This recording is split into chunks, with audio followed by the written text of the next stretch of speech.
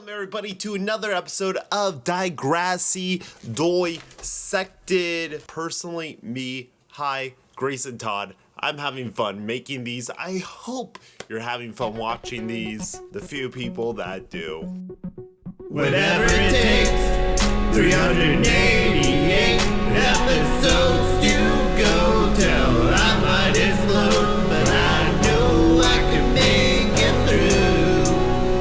I know I can make it through. We're still in the infancy of season 2. If you remember last time, we saw Craig entering Degrassi High, causing problems for everyone, like Craig does, like Craig will always do. And then there was a dance, a fun 80s shindig. We all had a good time. And that brings us to episode 203, Karma Chameleon. I don't know if it's apparent yet, but all these episodes are named after a famous song. How well does the song go with the theming of the episode? It seems here they're picking song names that surface level sound like they incorporate the theming or might allude to the theming of the episode. And we start out this episode with an empirical fact. It's all about the tight satin shorts, if you ask me. Ooh, tight satin shorts? We're there. And pencil it in, boys. Retro roller skating party. Apparently, there's a retro roller rink skating party that Paige and Hazel and everyone is planning, and it's this big event, and it's never brought up, we never see it, and we never talk about it again. All we know is that it's a retro roller skating party, and Ash is not invited. Retro roller skating party? That sounds cool. Funny how something is cool one year and so totally uncool the next. Kind of like people. No one is taking a gentle approach. No one's gonna set Ash aside and say, hey Ashley, here are the things that we really feel like you should work on, and we're gonna do everything we can to try and help you feel comfortable being the person that you are. I get it, Paige. You don't have to invite me to your dumb party. Oh, but I was kind of hoping you could take drugs and act like a total freak and destroy everything. Oh, wait. You did that last year.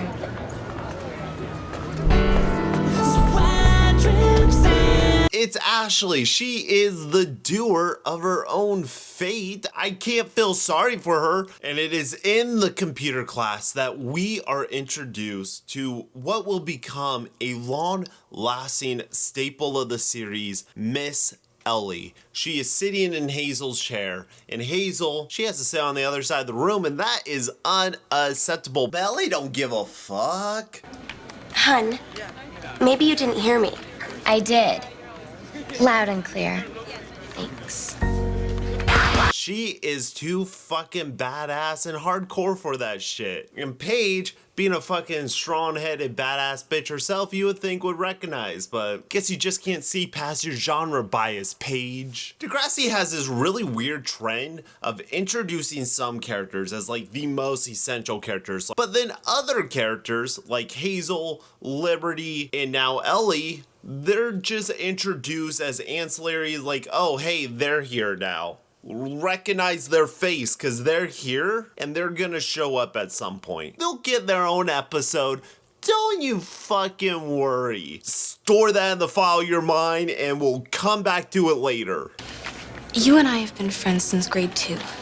That's like 7 years. Half our lives. Is this an apology or a math lesson? We have to repair this relationship. We've been friends since grade 2. Second grade if you're over here in the States. 7 years of friendship. Man, let me tell you what. The people that I met in second grade are the closest relationships that have followed me throughout life. It's always weird that Ashley and Toby both get storylines in the same episode because they're siblings, but they never interact with one another. They both exist on different planes within the school because she's an upper grader and he's a fucking lower grader. Toby, the one who slays, has discovered the magic of anime. Man, I can't believe how many sites are devoted to anime. Not this again.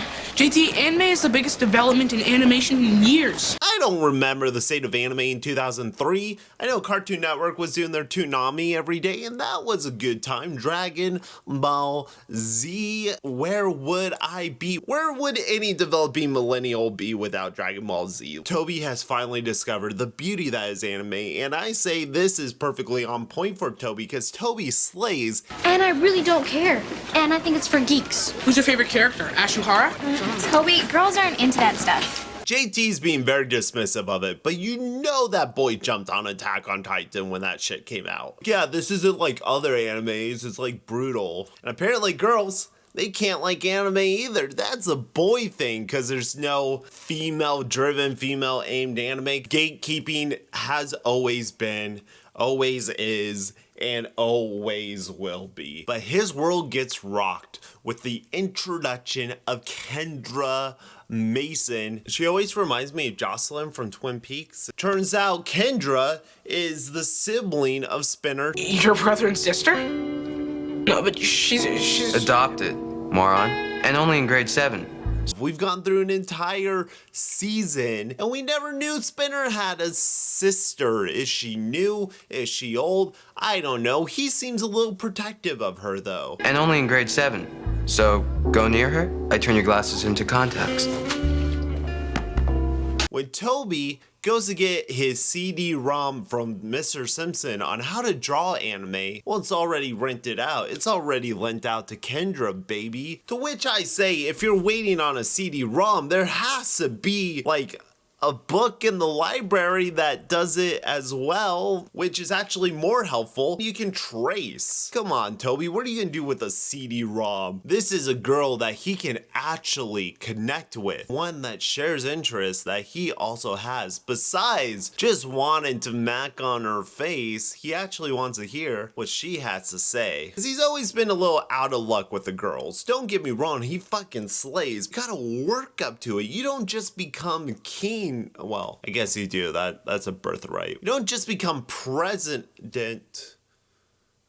You don't just become a fucking slay master because you're born one. It's a skill. It's a talent that we all have and we have to tune it. Some people have greater potential than others. Ashley tries to mend things with Jimmy. The last time we saw them, Jimmy was a little jealous that Ash and Sean were macking.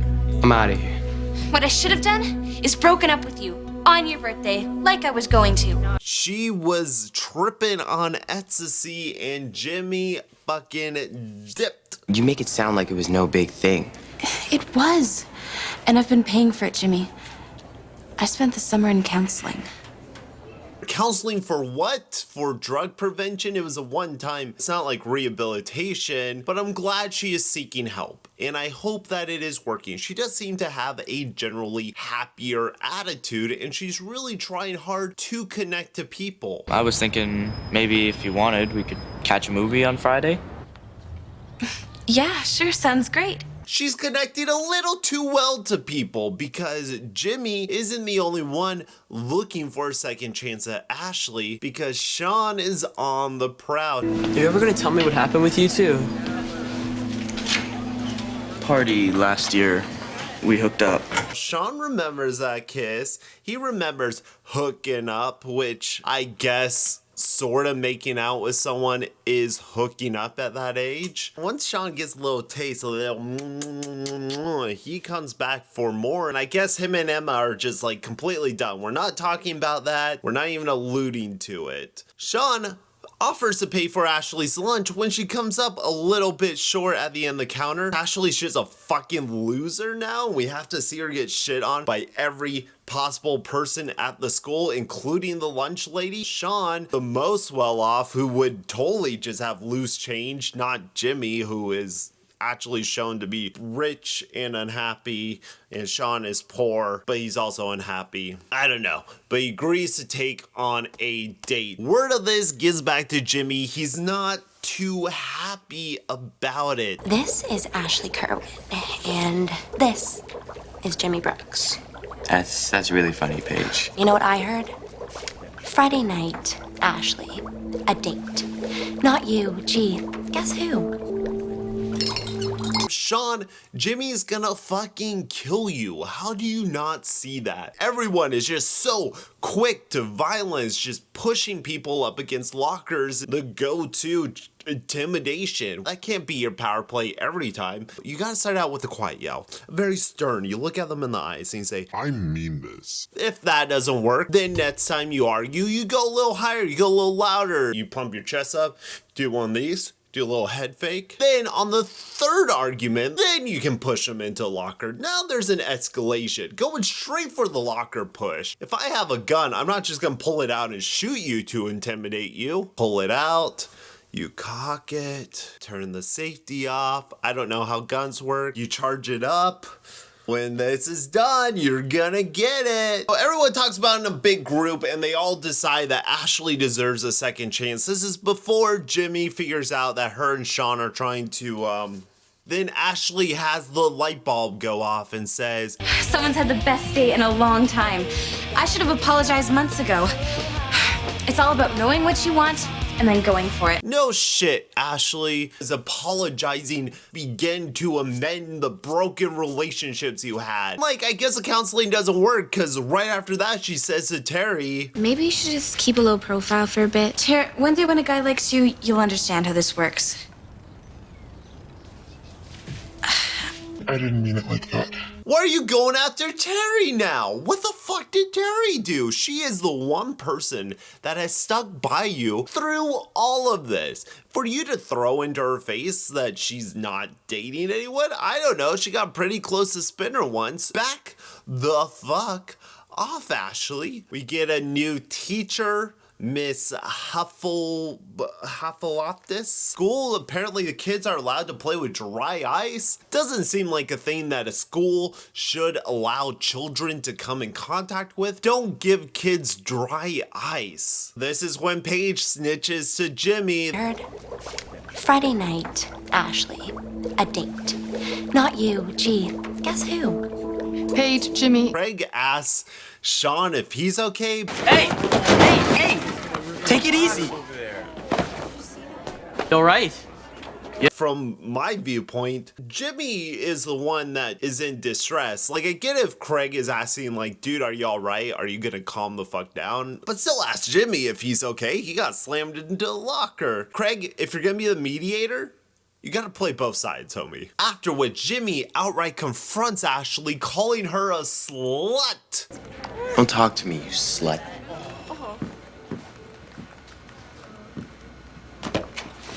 What did you say? That's the word for girls who cheat on their boyfriends. You're not my boyfriend. Yeah, well, I was last year when you messed around with Sean. And now you want to go and do it all over again? Harsh words, Jimmy Brooks. He implements them with such weight. It's picture day. I don't know if I mentioned that. It's motherfucking picture day. What a fucking catastrophe this day has been. She went from feeling high. Hey, sex kitten, hot outfit. Not looking bad either, Michael Chuck. Climbing her way back up, and then she's brought down a peg, which I say good. Ashley should never forget her place. M shows up for just a minute in this episode to call out Toby because I guess, well, we can't have JT be the voice of reason. That just doesn't fucking make sense. Shut up. Kendra's wearing like what I guess is supposed to be an anime t-shirt. It looks like quality control is a little bit off at that manufacturing plant. Looks like she may have ironed it on herself. Paige lays it out to Terry. 4 years of high school. Will you spend them cool with all of us? Or as a big outcast loser with one of her? You decide. And you can either be cool, like notoriously cool, Paige Michael Chuck, or you could be a loser outcast like Ashley. When you put it like that, Paige, my God, I don't know what I would choose. You really put in perspective this entire situation. Do I want to be cool or do I want to be a loser? Can we talk about the well hanging from the ceiling? That's a great centerpiece to the hallway. This episode ends up with Toby finally standing up to Spinner saying, Move on. Now. No. You are aware I could rip out your bowel and eat it for breakfast? Yeah, I'm willing to take that risk. yo, you can't bully me. I like your sister. I'm gonna keep talking about anime. And Spinner's like, yo, I'll fucking eat your ass. Well, he doesn't say that. He says, I'll eat your bowels. It's just weird to threaten someone with eating their... And then Terry chooses Paige over Ashley, and Ashley just cries taking her picture from a pushy photographer. Let's be honest, the photographer is a little pushy. What a long face. A girl as pretty as you should never frown. Just take the picture. Not until you smile. Take the picture, please.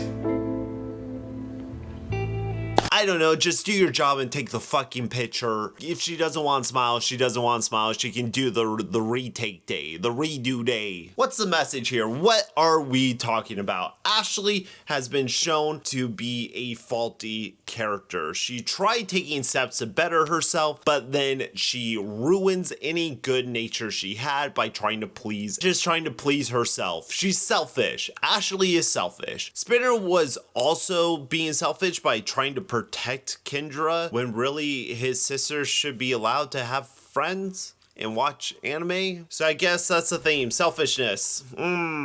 Karma, come on. I say this episode is a solid D+. As far as low stakes episodes go, this is probably the bottom of the fucking barrel. What's at stake here? Ashley's literally in the same exact place that she was when the episode started. She's just a little more embarrassed and a little more sad. And speaking of embarrassing sadness, we get to episode 204, which heavily deals with Emma and her relationship to her mother's new boyfriend, Mr. Simpson. Got any hot dates? No, Mr. Simpson. We open up on an intimate family dinner, eating what I'm guessing is Canadian Panda Express. There's a little awkwardness, there's a little tension. Mr. Simpson is fine for school, but when we're here, I'd like it if you called me Archie. Would you pass the Kung Pao, Mr. Simpson? Archie. I think this is the first time we mention his first name. And is it just me, or do these episodes look worse? The film quality or the coloring or something about it is just bad. We learn that Em is doing her science project on the effects of breakfast on productivity. It's the obligatory science fair episode. The effect of healthy breakfast on school performance. The better you eat, the better you perform. That's very impressive. Thanks, Mr. Simpson. If there's children in a school, they gotta do a science project. I did a science project in school, and I literally made mine the day before, because what experiment am I gonna do? As a 13-year-old, can I possibly do that would shed light on anything in this world? Big problem with Emma's science project right away. Like, how do you define productivity? How do you measure productivity? If you're talking about school, then are you gonna have everyone take a test? Who is your subject matter? What are the parameters of her experiment? Sure, this is pedantic trying to pick apart a child's science fair project, but it becomes a major plot point in the episode. So it almost begs critique. It begs looking into. We see in the very next scene, she's just having people do jumping jacks. They eat at breakfast and then they do jumping jacks, which doesn't really tell productivity. I digress. I am no scientist. Greysontodd, not a scientist. Mark me on that. He wants me to call him by his first name, Archie. Does that make your mom Betty? I always thought she was more of a Veronica type. Your mom's no Veronica. Your mom's just like the frumpy punk. Come on, Emma. This episode directly ties the B storyline in with the A storyline because it has to do with a side effect that Spinner is perceiving from being part of Emma's experiment. Why would Spinner be a part of Emma's experiment? What connection does Spinner and Emma have? I don't know. What does the project have to do with it? She made me eat granola and fruit. Bananas don't give you boners. Hormones do. All I know is that I ate some healthy food and now I'm like the sex Superman. You're super free. Let's go. He's getting spontaneous boners. The first one he gets is from Ellie. Remember Ellie, that face? That face? Do you remember that face? She mentions that her and Ash are friends now. We would have fun on a date. Guaranteed. All I need is your phone number. Jimmy, your ex is my new best friend. You're cute, but no. Off screen, I guess, they became best friends. Jimmy wants to take Ellie out. Don't know when this happened. Don't know why it's happening. But she rejects him, and Spinner has a boner. And he's embarrassed by this boner. Jimmy, he's a cool friend. He doesn't shame him or put him down. Gives him a binder with a Sick Element sticker on it, might I add. And everything is good. The old binder trick. You just hold your binder, maybe not that conspicuous. I would put my hands in front of it and hold it like this. But that's just me. Liberty is incredibly cocky with her project. Project on the effects of light deprivation on household plants is so detailed, so thorough, it impresses even me. Sorry. There's always one fucking girl that's just like, well, I put this plant under more light, and then I put this plant under less light, and then they grew different. Cool. That's plants, dog. That's how plants work. Whatever, Liberty, you be proud of your shit. You don't have to be super shitty about it. Same with JT. You don't have to fucking spill gelatin all over the teacher just so you can fucking grab her tits. That's a little weird. That's harassment. Sexual harassment can come from children too. It's not exclusive to adults. I'll learn her name eventually. Yeah, sorry, Miss Hatsalakos. I don't know. They just blurt it out real quickly. It's so hard to obtain information. Like when Ellie says that her and Ashley are friends, it's just one quick line. Jimmy, your ex is my new best friend. You're cute, but no. Can we talk about this for a second? But we just move on. You gotta constantly keep moving in Degrassi. Don't talk about your feelings. It doesn't matter. We're moving forward. Don't you wanna know what happens with Spinner's boners? Because we spend a lot of time on that shit. Your eyes. Sorry, Ellie.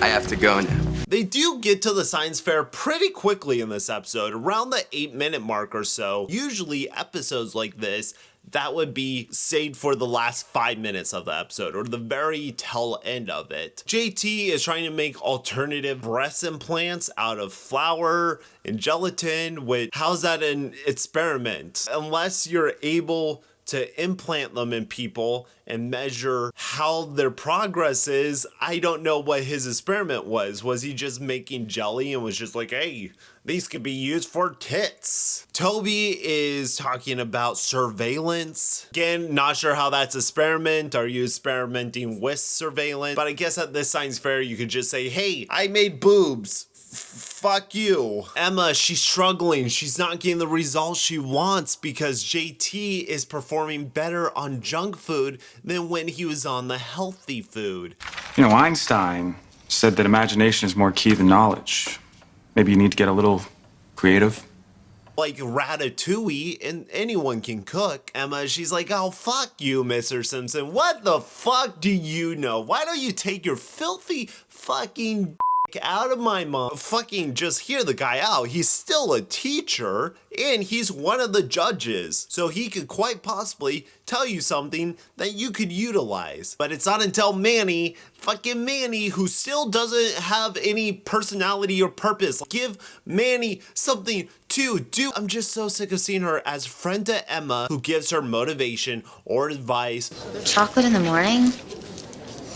I know it's not good for me, but it tastes like happy. Manny, what did you say? Which sparks Emma, gives her inspiration. I'm so glad that Emma could redo her entire project because of what Manny says without giving her any fucking credit. Emma rushes off to the computer lab, prints out a new title, Mind and Body, and she runs back just in time for the judges to tell about her new experiment. Take JT York, for example.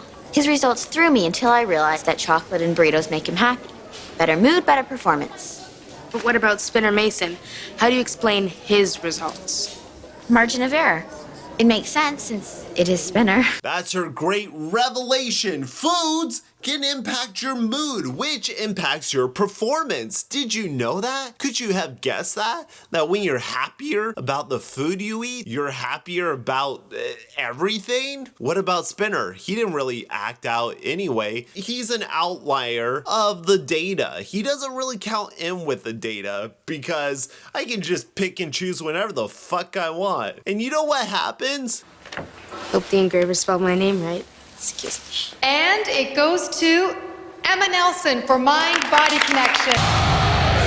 She wins with the revelation that some people do better when they eat things that they enjoy. With one person confirming that and one person as an outlier. I'm on Liberty's side. I'd be fucking pissed. Regardless of how basic her project was, still in an experiment that she implemented and got data from. She did the project. Emma changing the title does not change what her data sets were looking for. It can't be a control measurement because if JT was lying about what he was eating, then you don't know on what days he was eating what, then you don't know his actual diet.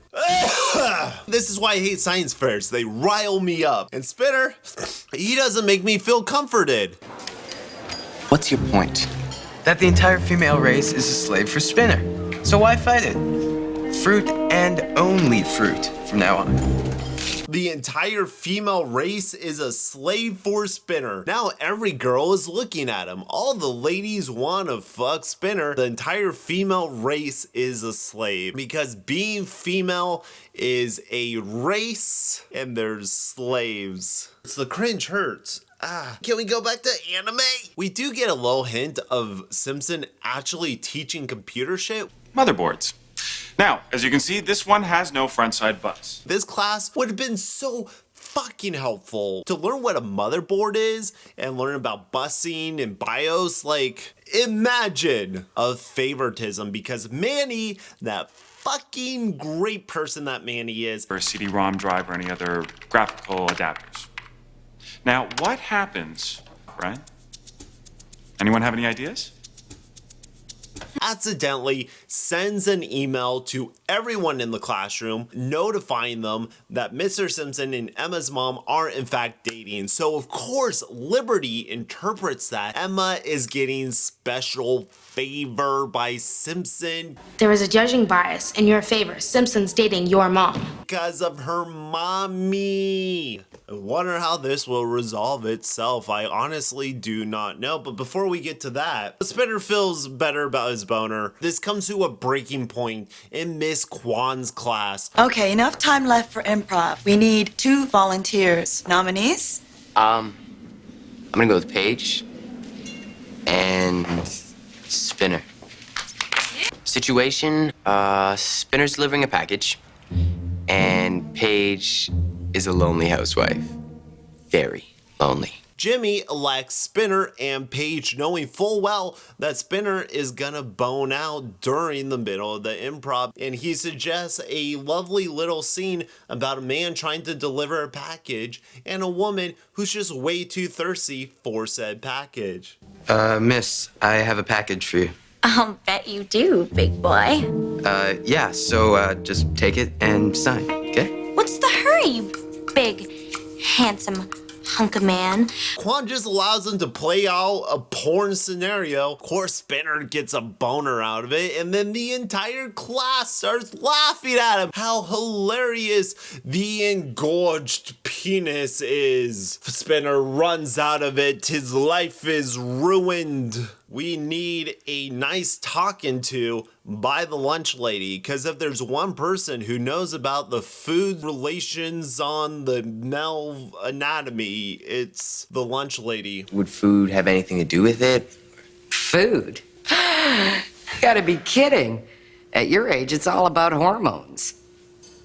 See? Her proclamation, her final scientific evaluation is that it is just hormones, and some people's got them.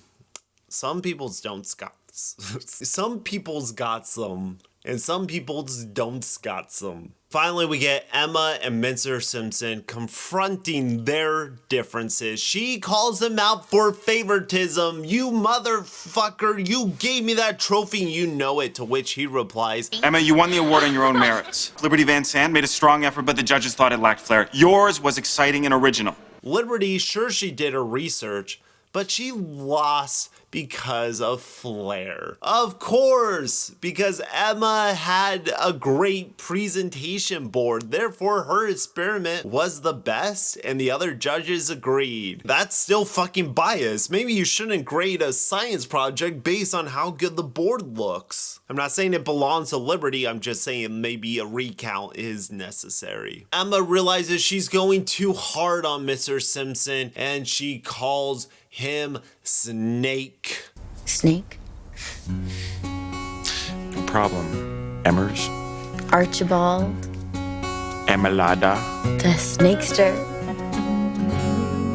She calls him Snake. On an evening, him and Emma's mom walks in with a centerpiece wearing a tuxedo. Where do they go? They're just always coming back from events and she won a centerpiece. Anything. Well, you must be on a streak. First me, now the centerpiece. Do they give those out at parties? Where do they go? Emma, Simpson, friends forever. There will never be any doubts of favoritism ever again. This case is closed. I give Weird Science episode 204. I give it a C. I like the tackling her relationship with Mr. Simpson, and I like that they are developing as people. Not sure if the whole boner storyline plays. Those were our 2 episodes of Degrassi. Thank you for watching. Thank you for joining me. This show, it just keeps on going. We had 2 lackluster episodes this time, but next time, who knows what the fuck the world will bring to us. I hope you'll join me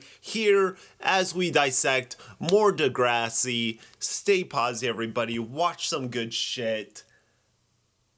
Thank you. Doodles. Give me a plan,